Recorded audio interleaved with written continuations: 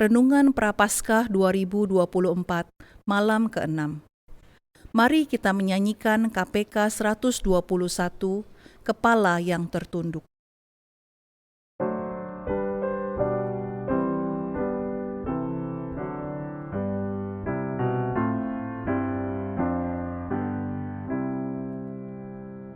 Kepala yang tertunduk, oh Yesus Tuhanku,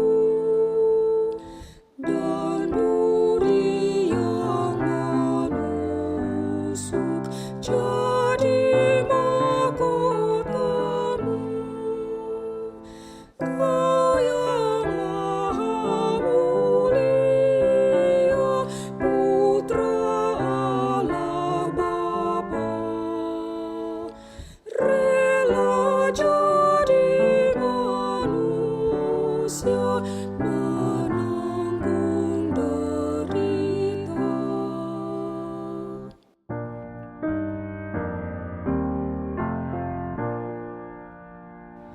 Ya Tuhan yang Kau tanggung, yaitu salahku, dosaku yang Kau tanggung di kayu salibmu. Oh kasihani aku yang harus dicela. Ampunilah hamba-Mu, beri anugerah-Mu. Tak dapat kulukiskan betapa syukurku, sengsara yang Kau derita, nyatakan kasih-Mu. Terimalah aku Tuhan, jadikan milik-Mu, selamanya setia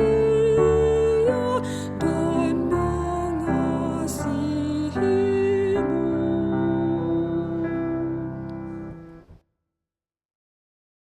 Mari kita membaca Alkitab dari Markus 15 ayat 43 sampai 47.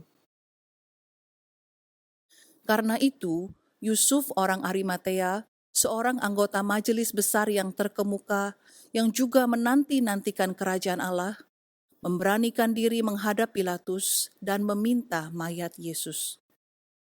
Pilatus heran waktu mendengar bahwa Yesus sudah mati.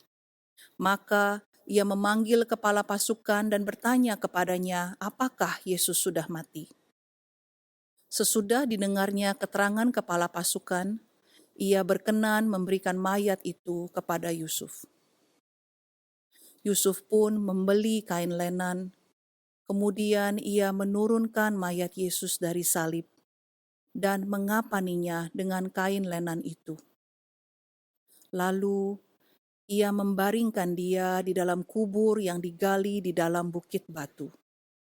Kemudian digulingkannya sebuah batu ke pintu kubur itu. Maria Magdalena dan Maria ibu Yoses melihat di mana Yesus dibaringkan. Shalom semuanya, adalah anugerah Tuhan kalau kita bisa kembali belajar firman Tuhan hari ini.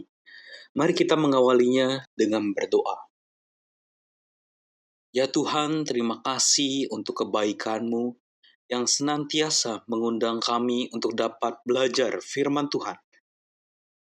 Persiapkan hati kami agar dapat mendengar firman Tuhan, dan biarlah firman Tuhan dapat kami simpan di dalam hati kami, bahkan kami belajar untuk melakukan firman Tuhan di dalam kehidupan kami sehari. Berkati kami, dalam nama Tuhan Yesus kami berdoa. Amin. Bapak Ibu Saudara, ini adalah sebuah kisah tentang sang pemberani. Mari sedikit kita definisikan tentang keberanian. Rupanya keberanian bukanlah sebuah ketiadaan rasa takut, tetapi keberanian berbicara tentang menang dari rasa takut. Selaras dengan itu, seorang bernama Mark Twain berkata, keberanian adalah perlawanan terhadap rasa takut. Penguasaan rasa takut bukan ketiadaan rasa takut. Kalau kita sedikit membedah kalimat ini, maka kata perlawanan dan penguasaan dari rasa takut menggambarkan adanya rasa takut. Namun rasa takut itu tidak menenggelamkan kita. Justru rasa takut itu dilawan dan dikuasai. Dua kata yang bertentangan dengan rasa takut muncul di sini untuk memberikan sebuah gambaran bertolak belakang bahwa rasa takut bisa dilawan dan kita bisa menang atasnya. Siapakah sang pemberani itu, Bapak Ibu Saudara? Dalam teks yang kita baca, ia adalah Yusuf. Ini adalah Yusuf yang berbeda dengan suami Maria. Yusuf yang dimaksud di sini adalah Yusuf dari Arimatea. Siapakah Yusuf dari Arimatea ini? Ada beberapa hal yang akan kita ungkap di sini, Bapak Ibu Saudara. Yang pertama, dia adalah seorang yang baik lagi benar. Itu kata Lukas 23 ayat yang ke-50. Bapak Ibu Saudara, menjadi baik dan berpura-pura baik kadang sulit untuk dibedakan. Secara tindakan bisa jadi adalah hal yang sama. Tetapi menjadi baik dan benar seperti Yusuf dari Arimatea ini sangat sulit, Bapak Ibu Saudara. Benar yang dimaksud di sini memakai kata dikaios yang memiliki arti bukan hanya seorang yang benar, right, tetapi bisa dia adalah seorang righteousness, seorang yang memiliki kehidupan yang benar dan saleh. Bukan hanya ia berpura-pura, tetapi ia melakukan kebenarannya didorong oleh kekuatan ilahi yang mengalir di dalam dirinya, sehingga ia bisa hidup benar dan rela melakukan kebenaran. Bapak Ibu Saudara, bagaimana dengan kita saat ini? Adakah kita hanya berpura-pura baik? Ataukah kita melakukan kebaikan yang tulus oleh karena kita telah dibenarkan dan kita rindu hidup benar? Mari kita meminta pertolongan Tuhan agar kita yang telah dibenarkan dapat hidup menjadi benar menaati setiap firman Tuhan dan bukan hanya berpura-pura untuk hidup benar, untuk terlihat baik, tetapi kita sungguh-sungguh hidup benar. Dengan demikian kita memancarkan kemuliaan Allah dan nama Tuhan dimuliakan. Yang kedua, Bapak Saudara, siapa Yusuf dari Arimatea ini? Yang kedua, dia adalah seorang yang kaya. Kita bisa lihat bahwa ia membeli kain lenan yang harganya mahal. Kemudian kubur untuk Tuhan Yesus. Sehingga Yesus bisa dikubur dengan layak. Itu karena Yusuf dari Arimatea ini, Bapak Saudara. Dia memberikan uangnya untuk dipergunakan dengan baik. Adakah yang Tuhan berikan kepada kita pergunakan untuk Tuhan? Ataukah kita menggenggamnya begitu erat sehingga kita sulit memberikannya untuk Tuhan? Bahkan ketika Tuhan meminta kita untuk mempergunakan uang, talenta, kemampuan, waktu untuk Tuhan, lalu kemudian kita mencari alasan untuk tidak melakukannya. Padahal semua itu adalah pemberian Tuhan yang harusnya kita gunakan untuk kemuliaan Tuhan. Kemudian Bapak Ibu Saudara, selain dia adalah seorang yang baik benar, selain dia adalah orang yang kaya, Yusuf dari Arimatea ini adalah seorang anggota majelis besar, anggota Sanhedrin. Dia adalah seorang anggota Sanhedrin atau majelis besar yang sebetulnya memutuskan untuk, maksudnya di dalam sebuah rapat mereka memutuskan untuk menyalibkan Tuhan Yesus. Kita perlu ketahui bahwa sebetulnya Yusuf dari Arimatea ini adalah pengikut Tuhan Yesus. Namun identitasnya sebagai pengikut Tuhan Yesus selama ini tidak dibuka. Dan tidak banyak orang yang tahu. Kemungkinan di rapat atau di sidang itu ia menentang. Atau bisa saja dia bungkam karena sudah tahu ia kalah suara. Namun yang mengejutkan adalah peristiwa sesudah penyaliban. ia berani membongkar identitasnya sebagai pengikut Yesus. Ketika ia membongkar identitasnya sebagai pengikut Yesus, ia sadar resiko yang harus ia ambil. Misalnya, hancurnya reputasinya sebagai majelis besar, atau dikucilkannya dia oleh komunitas majelis besar. Bahkan dianggap sebagai orang tidak terhormat bagi Israel saat itu. Walaupun ia tahu ada resiko, Yusuf dari Arimatea tetap melakukan tindakan yang mulia. Pada ayat 43 dikatakan bahwa Yusuf dari Arimatea dikatakan memberanikan diri menghadap Pilatus dan meminta mayat Yesus. Ia bukan tidak takut, pasti ada suatu ketakutan di dalam dirinya. Namun ia bisa menghadapi rasa takut itu. Ia mengumpulkan keberanian untuk mengambil satu tindakan. Tentunya pasti Tuhan yang memberikan kekuatan kepada Yusuf dari Arimatea ini untuk dapat mengambil tindakan yang mulia. Yusuf meminta mayat Yesus kepada Pilatus. Keberanian untuk melangkah di jalan Tuhan hari ini barangkali adalah satu hal yang sangat langka, Bapak Ibu Saudara. Orang lebih senang mengikuti arus dunia dan cenderung tidak peduli terhadap firman Tuhan. Jangankan untuk menunjukkan identitasnya sebagai milik kepunyaan Allah. Malahan terkadang identitas sebagai seorang Kristen ditutupi supaya tidak ada yang mencemooh di tengah-tengah mayoritas agama yang berbeda. Keberanian harusnya kita miliki, Bapak Ibu Saudara. Berani menunjukkan identitas, berani mengambil tindakan yang sesuai dengan firman Tuhan dan kehendak Allah.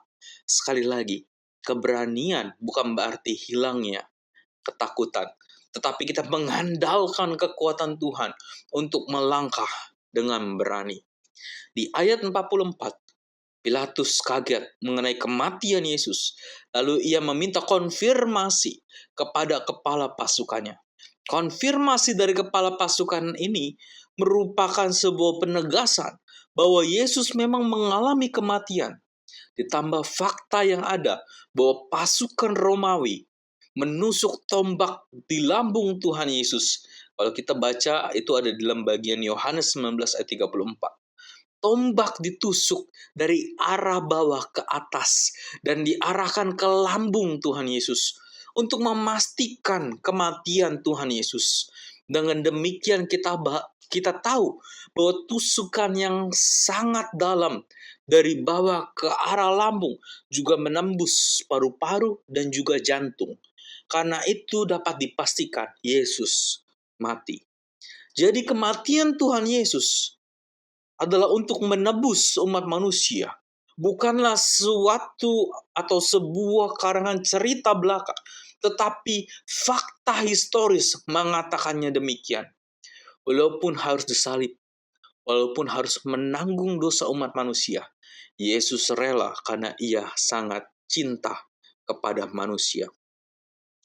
Penebusan Kristus, Yesus mati karena cintanya untuk menyelamatkan umat manusia, tercatat sebagai fakta historis, fakta sejarah.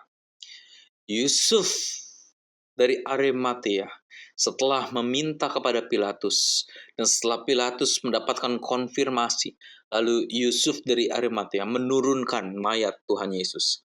Ketika itu, Yesus dikafani dengan kain lenan. Kain lenan kebanyakan berbahan halus, dan kain ini biasanya dikenakan kepada orang-orang yang istimewa, misalnya kepada imam, kepada orang kudus, atau bisa menjadi hadiah kepada pasangan yang sangat ia cintai. Artinya, Yusuf dari Arimatea ini memberikan kain lenan kepada Yesus. Ia sadar betul bahwa Yesus adalah pribadi yang istimewa, yang spesial, yang layak untuk menerima kain lenan. Mungkin Yusuf dari Arimatea ini sadar bahwa Yesus adalah imam besar yang agung, yang maha kudus, sehingga layak diberikan kain lenan.